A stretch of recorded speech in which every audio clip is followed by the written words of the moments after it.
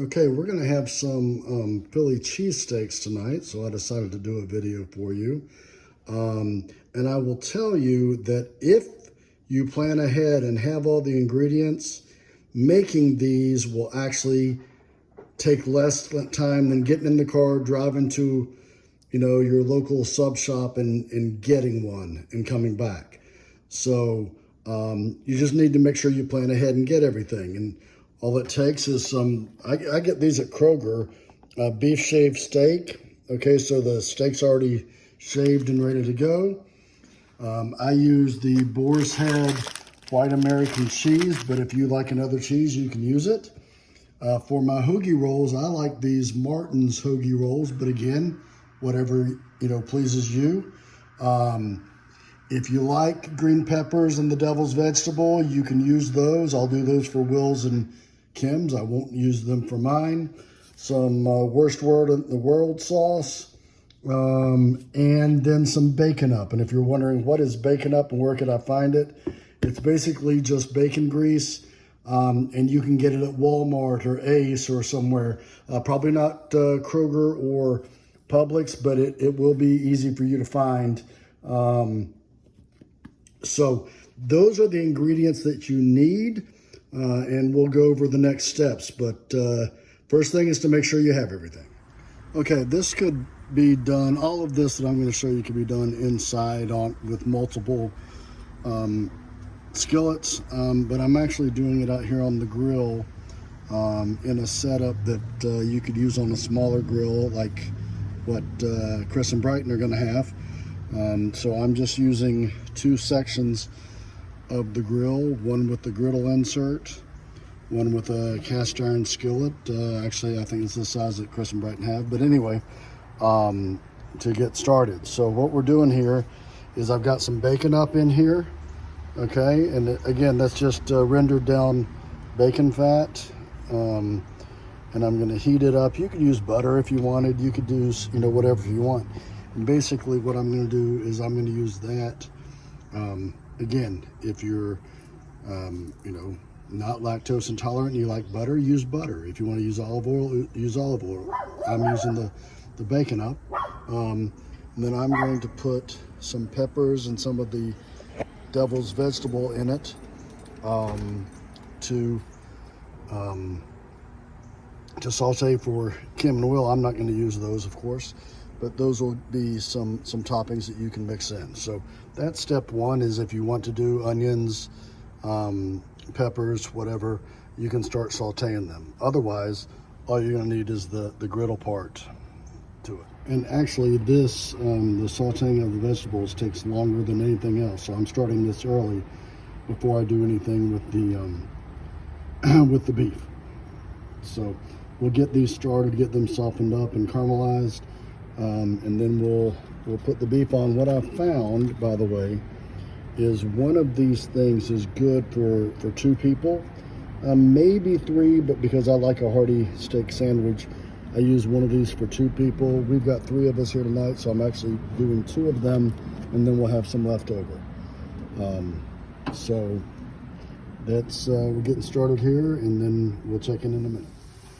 Okay, so the onions have started to caramelize. You can see a little brown to them there, and so have the peppers, and it actually takes a while for that to happen. So that's why I started those before I even put the meat on. But now I'm going to, don't have this burner on, but I'm going to turn it on now. Put it on medium. Everything is on medium, by the way.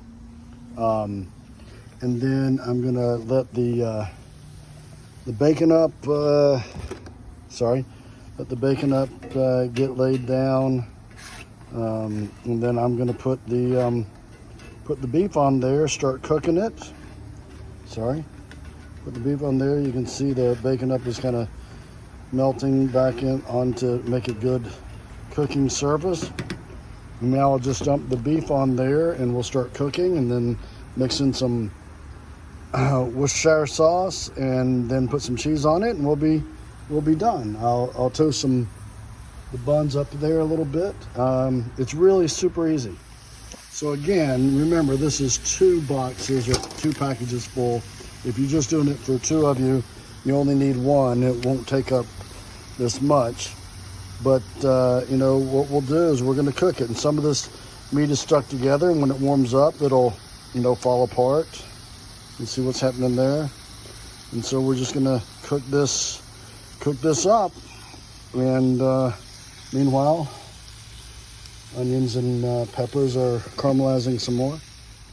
So you can see what I'm doing is I'm using these utensils to make sure I'm pulling it apart and making sure you can see where the brown is, where it's cooking, and you want to make sure it's cooked evenly. So just work it with your whatever utensils you decide to use to make sure it's all cooked up. And then shortly here I'm going to add the Worcestershire sauce, or the wash your sister sauce, or the worst word in the world sauce, whatever you want to call it. I'll add that in here, and then we'll add the cheese and throw in the peppers and onions right at the last second.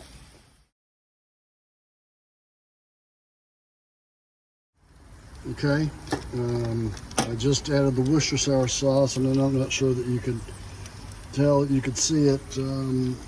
I should have probably videoed how much I put in, but kind of like a, basically if the lid was off, 1, 2, 3, something like that, is what I put in there.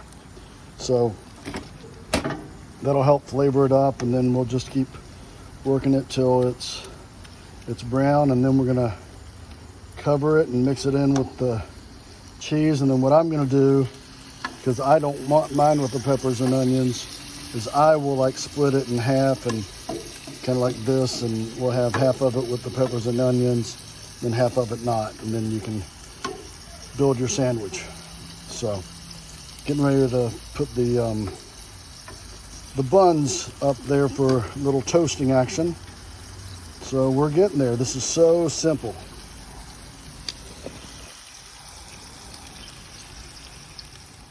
Okay, so I've just laid some of the cheese on top of it. Now, if I had like a flat top or something, I could put it all together with this stuff and put it, maybe a steamer over top of it. But what I'm going to do right now is I'm just going to shut the lid to the grill, let it steam up a little bit, let it get all cheesy and melty, maybe even add a little bit more.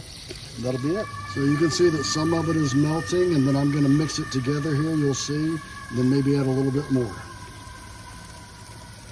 So let me see if I can do this one-handed, and you can just see that I'm going to mix it all together, get it all nice and mixed and cheesy and everything together here. It'd be better if I'm not using two hands. You can see right there where it's getting all cheesy and mixed together. And then I'm going to probably add just a little bit more, and then we'll be ready to go. Got some buns just toasting a little bit up there. Onions are nice and caramelized now, so it's going to be good.